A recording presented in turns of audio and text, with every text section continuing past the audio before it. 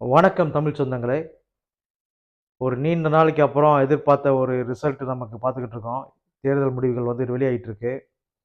எதிர்பார்க்காத ஒரு கட்சி வந்து முன்னணியில வந்துகிட்டு இருக்கு. இதுவரைக்கும் நம்மள அறிந்த திராவிட கட்சிகள், ஆ ஒரு ஆளுமை கட்சிகள் எல்லாமே இன்னைக்கு வந்து ஒரு கடுமையான பின்னடைவை சந்திச்சுட்டு இருக்கு. இது வரவேற்கத்தகுந்த விஷயம் தான். ஏன்னா, கடந்த முறையில ஆட்சியில இருந்தது, ஆட்சியாளர்கள் என்னென்ன பண்ணாங்கன்னு தெரியும். ஒரு வீடு கட்டுனாங்கன்னா, ஒரு வீட்ல புது வீட்டுக்கு தனியா ஒரு கிச்சன் போடணும் அப்படின்னா, அதுக்கு தனியா ரூ. 20,000 ரூ. 30,000 லஞ்சம் வாங்குனாங்க. அதே மாரி ஒவ்வொரு விஷயத்துக்கும் லஞ்சம் இல்லாத இடமே இல்லாம ஆயிருந்துச்சு. இந்த எங்க எல்லாம் சாதாரண மக்கள், சாமானிய மக்கள் எல்லாம் வந்து அதிகமா கஷ்டப்பட்டாங்க. மின்சார வாரியம் ஏகப்பட்ட இழப்ப சந்திச்சுச்சு. பேருந்து பயங்கரமான விஷயம். எந்த ஊருக்குமே, எந்த நகரத்திலயுமே மாநகர பேருந்து, அரசு பேருந்து இல்லவே இல்ல. இப்படி பல பல விஷயங்கள் சொல்லிட்டே போயிட்டு இருக்கலாம் நெறையா.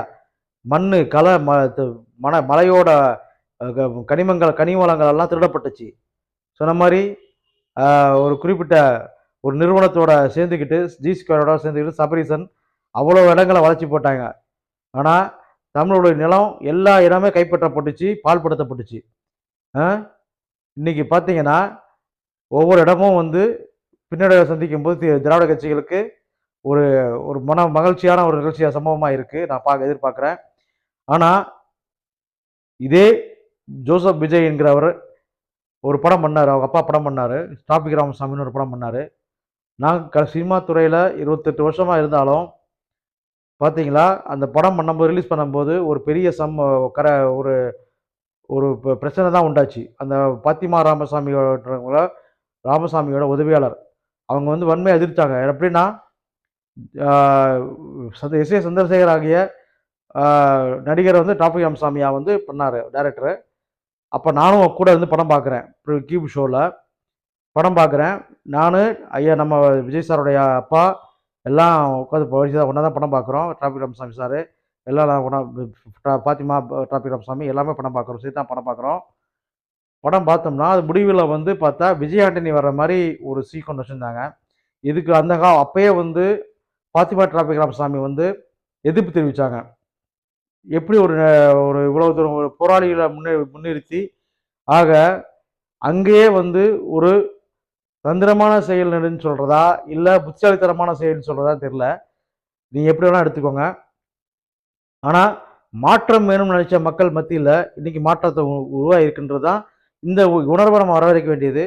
ஆனா, நான் எப்படி பார்க்கிறேன்னா, இரு பெரு கார்ப்பரேட் நிறுவனங்களுக்கு நடுவுல புதுசா ஒரு கார்ப்பரேட் கம்பெனி வந்தது மாரி தான் நான் நெனைக்கிறேன். ஏன்னா, வ எல்லாமே வந்து இவரு வந்து உதயநிதி போனாலும் ஒரு கேரவான் வருது.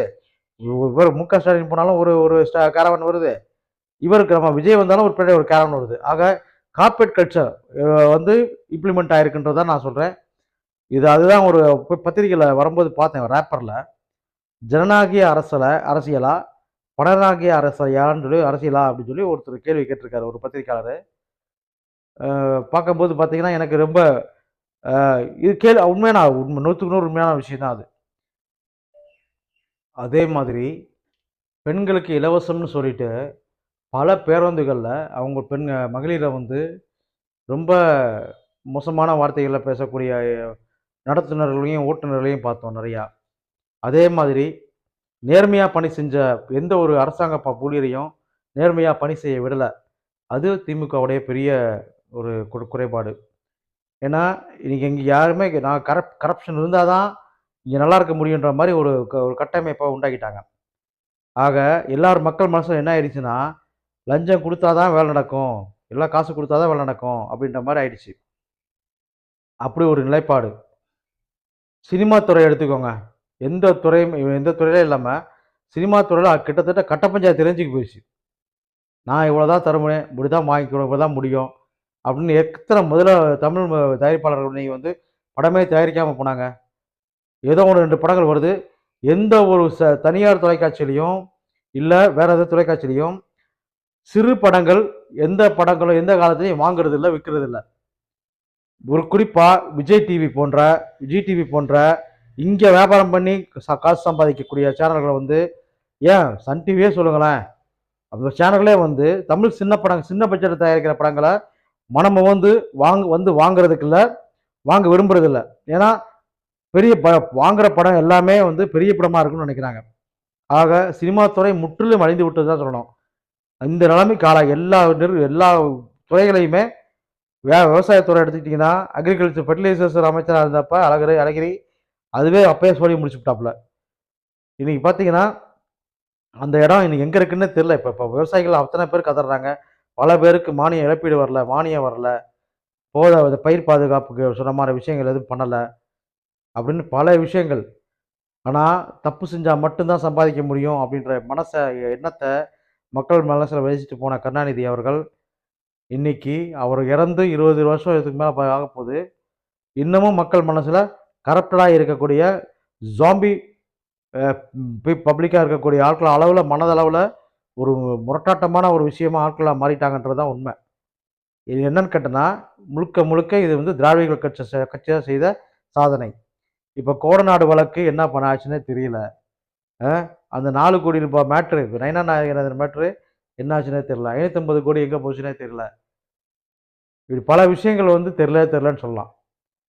ஸோ இதெல்லாம் வந்து இந்த மாதிரி ஒரு உண்மையாக தொண்டு செய்யக்கூடிய நினைக்கிற ஒரு அரசியல்வாதிகளை வேலை செய்ய விட்டாலே போதும், நாட்டில் மக்கள் நல்லா சுபிட்சமாக இருப்பாங்க அப்படின்றது தான் என்னுடைய எண்ணம்.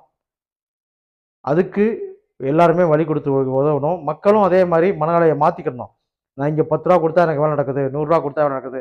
அறநிலையத்துறை, இந்து அறநிலையத்துறை ஒரு 10 ரூபா டோக்கன்ல இருந்து இன்னைக்கு 1000 ரூபா, 3000, 5000 வரைக்கும் ஒவ்வொரு கோயில்களையும் வசூலிக்கப்படுது. கட்டாய வசூல் பண்ணுறாங்க.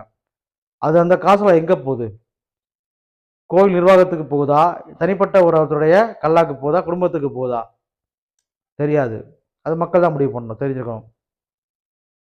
திருச்செந்தூரில் நம்ம தமிழ் மக்கள், குறிப்பாக தமிழ்நாட்டில் தமிழ் மக்கள் சில ஆலயங்களில் போய் வழிபடுறதுக்கே கூட மிகுந்த சிரமங்களை சந்திக்க வேண்டியிருக்கு. அதனால இந்த மாதிரி சூழ்நிலையெல்லாம் மாறணும்.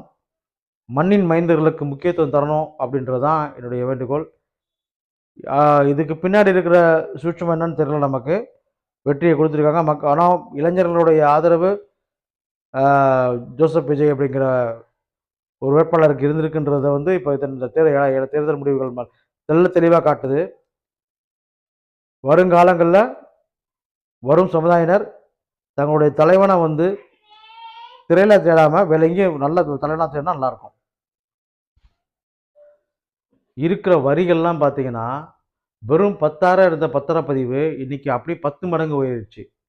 அதே மாதிரி வெறும் 100 ரூபாய் இருந்த ஒரு டிராஃபிக் ஆர்டிஓ ஃபைனு இன்னைக்கு வந்து இப்போ 1000 ரூபா 10,000ன்னு ஆகிப்போச்சு. இப்போ எல்லாமே வந்து சாமானிய மக்கள்லாம் வந்து ஒரு தொழில் செய்யக்கூட யோசித்தாங்க. ரோட்டு ஓரத்தில் இருக்கிற பிளாட்ஃபார்ம் வியாபாரிகள்லாம் வந்து அவ்வளோ கஷ்டப்பட்டாங்க. இந்த எஃப்எஸ்எஸ்ஐ வந்து சர்டிஃபிகேட் வாங்க, அது வாங்க, இது வாங்கன்னு ஒவ்வொருத்தரும் கோபாலபுரத்துக்கு வேண்டப்பட்ட ஒரு நபர் வந்து அப்படியே பெரிய லெவலில் இப்படி தான் வந்து வேலை செய்கிற மாதிரி ஒரு தோரணையை உண்டாக்கிட்டு இருந்தாங்க. அட்ராசிட்டி தான் ஜாஸ்தியாக இருந்ததை தவிர ஒரு பப்ளிசிட்டிக்கான விஷயமோ, பப்ளிக்கான ஒரு ஓரியன்டாக ஒரு நல்ல விஷயமோ, ஹெல்த்து ஒரு நல்ல ஒரு விஷயமோ நடக்கலை. அது வேதனையான விஷயம். அது இல்லாமல் குறிப்பாக வந்து ஒரு சிறு நகரங்களாக இருக்கட்டும், இதாக இருக்கட்டும், தொழிற்சாலைகளில் பார்த்தீங்கன்னா இருக்கிற பாதி தொழிற்சாலைகள் அடுத்த மாநிலத்துக்கு போயிடுச்சு. இங்கே இருக்கிற தொழிற்சாலைகள் பெரும்பாலும் ஒப்பந்த அடிப்படையில் இருக்கக்கூடிய தொழிலாளர்களை வச்சே வந்து வேலை பார்க்குற மாதிரி இருந்தது. கம்பெனி பணியாளர்களுக்கு, ஆலய பணியாளர்களுக்கு, தொழிற்சாலையை சேர்ந்த பணியாளர்களுக்கு சரியான ஊதிய உயர்வு வழங்கப்படவில்லை. இப்படி பல பல இல்லைகள் வந்து இருக்கு. ஏன்னு கேட்டிங்கன்னா, எல்லாமே வந்து ஆளுங்கட்சியோட அதிகார மையங்கள் மூலமாக நடந்துட்டு இருந்துச்சு. அதெல்லாம் வந்து இப்போ ஓரளவுக்கு கணிசமாக குறைச்சாருன்னா நல்லாயிருக்கும். இந்த வரக்கூடிய விஜய் அரசு வந்து இந்த மாதிரி முறைகேடுகள் நிறையா இருக்குது. புறையோடி போயிடுச்சு. சொன்ன மாதிரி புற்றுநோய் வந்து முற்றிய நிலையில் இருக்கிற மாதிரி நம்ம ஊரில் லஞ்ச லாவண்யம், உரிமை மீறல், மனித உரிமை மீறல், அவங்களுடைய சொன்ன மாதிரி சாதாரண எளிய மக்களுடைய வாழ்வாதாரம் எல்லாமே பறிக்கப்பட்டு இன்னைக்கு எல்லாமே நிர்கதியாக வேண்டிய சூழ்நிலையில் இருக்கிறாங்க. திருவண்ணாமலைன்னு ஒரு ஊர், சின்ன ஊர், தமிழர் ஊர், அது இப்போ தெலுங்கு தேசியமாக மாறிட்டு இருக்கு பெரும்பாலும். எங்கே பார்த்தாலும் தெலுங்கருடைய ஆதிக்கம் வந்துக்கிட்டே இருக்கு. அவங்க வர்றாங்க, பார்க்குறாங்க, இப்போ கொஞ்ச நாள் தங்குறாங்க, போட்டோம், அது தப்பே இல்லை. ஆனால் தமிழர் மண்ணையும் வளத்தையும் அதை வந்து திருடி விற்கக்கூடிய ஒரு பெரிய செயலை, கொடும்பாவ செயலை, கொடுங்கோல் செயலை எந்த மாநிலத்திலும் நடக்காமல் தமிழ்நாட்டில் மட்டும் நடந்துட்டு இருந்துச்சு. அது இனிமேல் முற்றிலும் தடுக்கப்பட்டால் நல்லாயிருக்கும். பல இடங்களில் சாலைகளும் சரி, தெருக்களில் பராமரிப்புகள் எதுவுமே இல்லை. ஆரம்ப உள்ளமைப்பு கட்டமைப்பும் சரி, எல்லாமே வந்து பணங்களை வாங்கி பதுக்கி தான் பார்த்தாங்களே தவிர, யாருமே வந்து மக்களுக்கான சேவையாக பொதுநல கூட யாருமே செயல்படலை. அது வந்து ரொம்ப வேதனையான செய்தி. ஸோ இந்த மாதிரி குறைகள் எல்லாம் சரி பண்ணப்படணும். லஞ்ச லாவணிய குற்றங்கள் வந்து களையப்படணும் அப்படிங்கிறது தான் என்னுடைய ஆத்மார்த்தமான வேண்டுகோள். நன்றி.